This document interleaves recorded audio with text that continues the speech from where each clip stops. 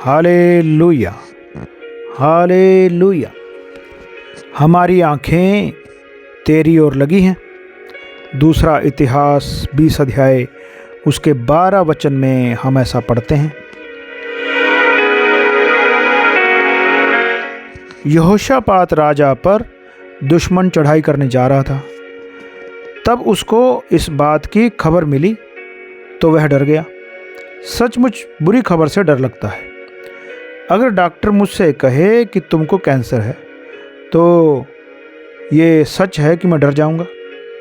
हर एक को बुरे समाचार से डर लगता है। इस राजा को भी डर लगा और ये यहोवा की खोज में लग गया।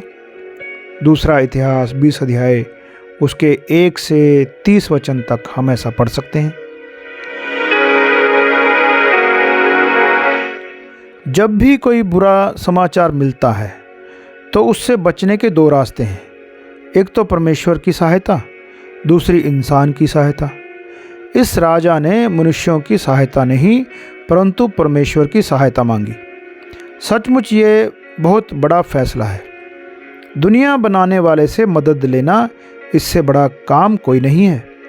यहोशापात राजा डर गया और यहोवा की खोज में लग गया और पूरे देश में उपवास का प्रचार करवाया और सारा देश उपवास प्रार्थना में लग गया और प्रार्थना में परमेश्वर से कहा कि हम में दुश्मन से लड़ने की ताकत नहीं है परंतु हमारी आँखें तेरी ओर लगी हैं।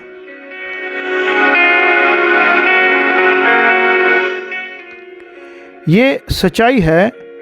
अगर परमेश्वर हमारी मदद ना करे तो हम किसी भी दुश्मन का सामना नहीं कर सकते। जब इन्होंने ऐसी प्रार्थना की तब एक भविष्यवाणी हुई कि मत डरो, अब ये लड़ाई तुम्हारी नहीं है, परमेश्वर की है। अब तुमको लड़ना नहीं पड़ेगा, परमेश्वर तुम्हारी तरफ से लड़ेगा। ये भविष्यवाणी सुनकर सब लोगों ने परमेश्वर को धन्यवाद दिया और उसकी स्तुति करने लगे और गीत गाते गाते लड़ने को चल पड़े। तब परमेश्वर ने दूसरे लोगों को उनके दुश्मन से लड़ने को भेज दिया और वह उनके दुश्मन से लड़ पड़े और मर गए। जब ये लोग दुश्मन के देश में पहुँचे तब इनके सब मरे हुए लोग इनको दिखाई दिए। सचमुच परमेश्वर मदद करता है। क्योंकि इन्होंने परमेश्वर से मदद मांगी इसलिए उसने इनकी मदद की। हमको भी हर बात में परमेश्वर से मदद मांगनी ये सीखना चाहिए। जब सब दुश्मनों ने उनको घेर लिया तो उन्होंने परमेश्वर की मदद मांगी और दुश्मनों को परमेश्वर ने मरा हुआ दिखाया। तब वह उनको लूटने को गए। लाशों के बीच में उनको बहुत कीमती चीज़ें पड़ी हुई मिली और इतना माल मिला कि उनको बटोरते बटोरते 3 दिन लग गए। कितनी खुशी की बात है। सारे दुश्मन नाश हो गए। उनका सब सामान इनको मिल गया और इनका कोई भी नुकसान नहीं हुआ।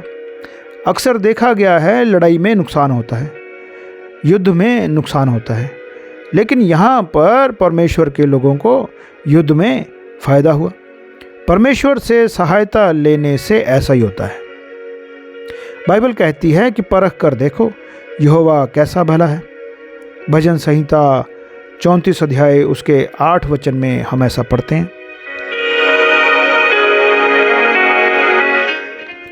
इसके बाद राजा ने तथा सारी प्रजा ने बराका की तराई में इकट्ठे होकर परमेश्वर का धन्यवाद दिया। बराका का मतलब है धन्यवाद। जब परमेश्वर की ओर से भविष्यवाणी हुई कि अब ये लड़ाई तुम्हारी नहीं, परमेश्वर तुम्हारी तरफ से लड़ेगा, इस पर विश्वास करके सब लोगों ने ज़ोर ज़ोर से विश्वास से धन्यवाद दिया।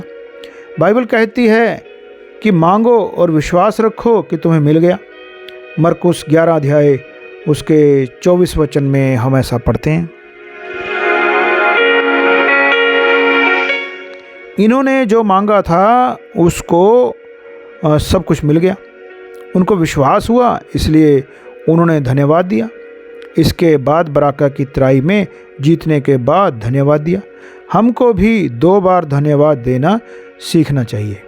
समस्या आने पर प्रार्थना करें और मान लें आपकी प्रार्थना सुनी गई और धन्यवाद करना शुरू करें।